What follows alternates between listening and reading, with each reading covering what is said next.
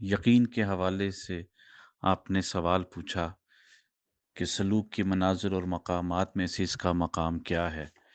صوفیہ کے ایک طبقے کے نزدیک مقامات میں سب سے پہلا مقام معرفت حق ہے، بعد ازاں یقین، پھر تصدیق، پھر اخلاص، پھر شہادت اور پھر بندگی کا ہوتا ہے، اور ایمان ان سب چیزوں کو اپنے اندر سمو لیتا ہے۔ اور جب تک معرفت حق حاصل نہ ہو تب تک انسان یقین کی منزل کو نہیں پہنچ سکتا۔ اب یقین کی شرائط اور معرفت کی شرائط اور علامات کیا ہیں، اور اس کو کیسے ہمیں احساس ہوگا کہ ہماری حالت یقین کی حالت ہے؟ جب تک ہم اللہ کی مخلوق کی طرف اپنی توجہات رکھیں گے اور اس سے امیدیں رکھیں گے اور اس کو ہی اپنا مسبب سمجھیں گے، مسبب سے زیادہ اسباب پہ توجہ کریں گے، تو یہ سمجھ لینا چاہیے کہ ہم اللہ پہ یقین کی حالت سے بہت دور جا چکے ہیں۔ جس وقت بندہ اپنے اللہ پہ یقین کرتا ہے، ہر حالت میں اس کی طرف متوجہ رہتا ہے، اس سے امداد طلب کرتا ہے، اور اپنی قلبی کیفیت میں غیریت کے خیال اور گمان کو اپنے قریب نہیں آنے دیتا، یہ حالت یقین کی حالت ہے۔ اور مخلوق میں گم ہونا اور مخلوق سے امداد اور خواہشات کے پورے کرنے کے لیے ان کی طرف توجہ کرنا، یہ یقین سے دوری کی علامت ہے۔ صوفیہ نے جتنے بھی مراتب طے کیے اس میں سب سے اہم چیز تقوی ہے۔ بنیادی طور پہ تقوی اللہ کی منع کی ہوئی چیزوں سے ہٹ جانے کا نام ہے، اور اس ہٹ جانے کا اس وقت پتہ چلتا ہے جب انسان نفس کی مخالفت کرتا ہے اور اللہ کی اتباع کرتا ہے۔ جتنا کسی صوفی اور سالک کا نفس اللہ کی اتباع میں ہو جاتا ہے اتنا ہی اس میں تقوی آ جاتا ہے، اور تقوی اس کو یقین کی حالت میں منتقل کرتا ہے۔ حضرت ذوالنون مصری رحمۃ اللہ علیہ فرماتے ہیں کہ یقین بے فائدہ امیدوں کو کم کرنے سے حاصل ہوتا ہے۔ جب امیدیں گھٹ جاتی ہیں تو زہد پیدا ہوتا ہے، اور زہد سے دانائی آتی ہے، اور اس دانائی کے ذریعے اپنی آخرت پر نظر رکھنے کی صلاحیت پیدا ہوتی ہے۔ بزرگان فرماتے ہیں کہ کل کی فکر کم کر دو تو یہ یقین کی ایک قلبی حالت ہے۔ یقین کسبی چیز نہیں، یہ ایک ایسی حالت ہے جس میں انسان اپنے آپ کو اللہ کے آگے پیش کرتا ہے اور اس کو علیم و خبیر جانتا ہے، اس کے آگے تقویٰ کرتا ہے، اس سے اور اپنی امیدوں کو اس کے سوا کسی اور سے نہیں جوڑتا، وہ اسی سے جڑتا ہے، اپنی تمام خواہشات کو، اپنی تمام امیدوں کو اللہ ہی کے سامنے رکھتا ہے اور اللہ کی رضا پہ راضی رہتا ہے۔ جب تک انسان خلقت سے جدا نہیں ہوتا اور خالق سے جڑ نہیں جاتا، وہ مشکلات نفس میں مبتلا رہتا ہے، اور نفس اس کو گمراہیوں کی طرف بھٹکاتا رہتا ہے، اور وہ کبھی بھی یقین کی منزل کو نہیں پا سکتا۔ آج جس دور میں ہم گزر رہے ہیں، ہر خاص و عام، بالخصوص مسلمانوں میں جو عمومی حالت ہے وہ بڑی عجیب ہوتی جا رہی ہے۔ صوفیہ اس معاملے میں ہمیشہ سے لوگوں کو خبردار کرتے آئے ہیں کہ جوں جوں آپ کی طلبیں بڑھتی جائیں گی، خواہشات بڑھتی جائیں گی، امیدیں بڑھتی جائیں گی، انسان عبادات بھی اللہ کو چھوڑ کے اپنی امیدوں اور خواہشات کی کرنے لگے گا،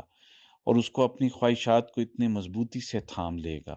کہ وہ خواہشات اس کی الہ کی طرح نظر آنے لگے گی، کہ اگر وہ اسے نہ ملا تو اس کی زندگی ضائع ہو گئی۔ در حقیقت اگر اللہ نہ ملا تو ہماری زندگی ضائع ہو گئی، مگر ہماری بدنصیبی یہ کہ ہم نے اپنی خواہشات کو اپنا الہ بنا لیا اور اس کے پیچھے چل پڑے۔ صوفیہ اکرام اور خانقاہی نظام کی جو تربیت ہے اس کا بنیادی جز یہی ہے کہ انسان کو اپنی خواہشات سے توڑ کے اللہ کے ساتھ جوڑا جائے، اس کی محبت، اس کے تعلق اور اس کو یقین کی منزل سے ہمکنار کیا جائے، اور اس کی روح کو معرفت حق حاصل ہو اور وہ یقین کی منزل میں داخل ہو۔ یہ عین الیقین، حق الیقین، ان تمام منازل کو وہ پا سکے۔ جب تک انسان عبادت کرتا ہے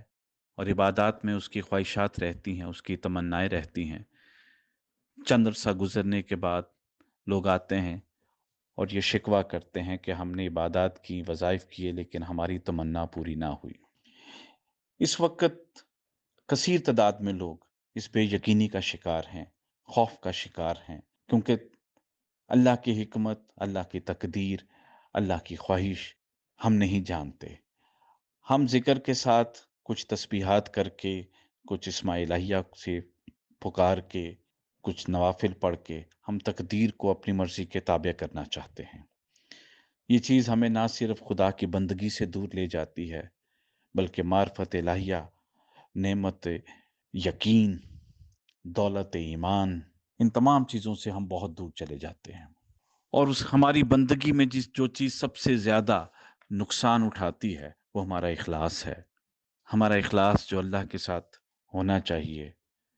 خواہشات کے بغیر اس کی عبادت کا کرنا، خواہشات کے بغیر اس کو طلب کرنا، اس کو سجدہ اس طرح سے کرنا اور اس یقین سے کرنا کہ بے شک تو ہے ہی عبادت کے لائق، تیری ہی ایسی شان ہے کہ جسے ہم مقصود، معبود اور موجود سمجھیں، تیرے علاوہ کسی کی طرف ہمارا نہ دھیان ہو، نہ گمان ہو، نہ ہماری توجہات ہوں۔ اس ذات سے ہم نے تمام عبادات کو فقط دنیاوی حاجات کے لیے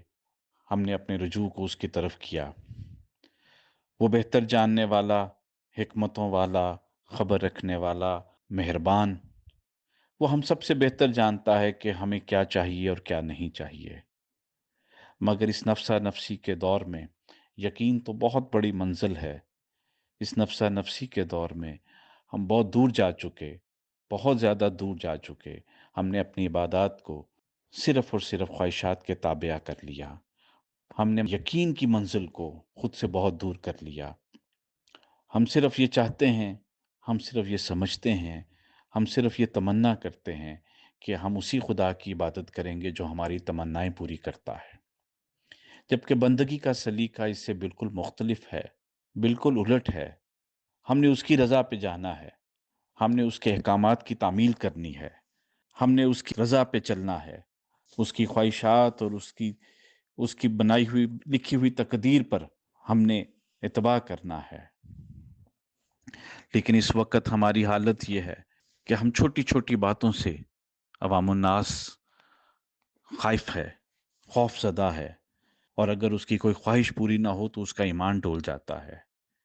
یقین تو بڑی دور کی بات ہے، معرفت تو بڑی دور کی بات ہے۔ اگر ہماری چھوٹی سی خواہش پوری نہ ہو تو ہم اپنے سجدوں کو بھی کوستے ہیں، نمازوں کو بھی کوستے ہیں، اور اپنی تسبیحات کو بھی، کہ کیا فائدہ ہمیں حاصل ہوا ان تسبیحات سے جب ہمیں ہماری خواہش کے مطابق نہیں ملا۔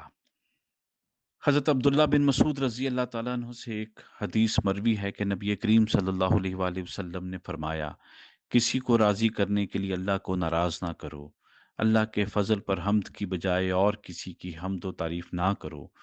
اور اس چیز پر کسی کی مذمت نہ کرو جو تمہیں اللہ نے نہیں دی، کیونکہ کسی حریص کی حرص اللہ کے رزق کو تم تک نہیں پہنچاتی، نہ کسی کے اظہار ناپسندیدگی سے اللہ تیرا رزق روکتا ہے۔ ہم خالق کو راضی کرنے سے زیادہ، خالق کی رضا پہ زندگی گزارنے سے زیادہ،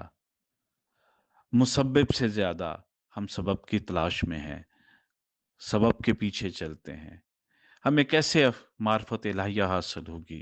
ہمیں کیسے یقین کی دولت حاصل ہوگی، ہمیں کیسے بندگی کا مرتبہ ملے گا، اور ہم کیسے ایمان کی حلاوت اپنے دل میں پائیں گے۔ ہم اس بات کو سمجھ کے اپنے اللہ کی عبادت کرنی چاہیے اور اپنے اللہ کی طرف رجوع کرنا چاہیے۔ ہمیں وقت کو ضائع نہیں کرنا چاہیے۔ ہمیں سب سے پہلے اپنے آپ کو ٹٹول کے، اپنے اندر کو ٹٹول کے، ہمیں ان تمام لالچ، ہوس، خواہشات کے معبودوں کو اپنے اندر سے نکال کے معرفت الہیہ کے بعد یقین کے ساتھ اس ذات کی طرف رجوع کرنا چاہیے، تاکہ بالیقین ہم اس کی طرف بندگی کے ساتھ، ذکر و فکر کے ساتھ اور یقین کی دولت کے ساتھ ہم اس کی طرف رجوع کر سکیں اور اس کے انعامات حاصل کر سکیں، اس سے برکتیں حاصل کر سکیں، رحمتیں حاصل کر سکیں، نعمتیں حاصل کر سکیں۔ ہمیں اسی طرح ہی اس کی طرف رجوع کرنا چاہیے۔ اللہ ہم سب کا حامی ناصر ہو، وما علینا الا البلاغ۔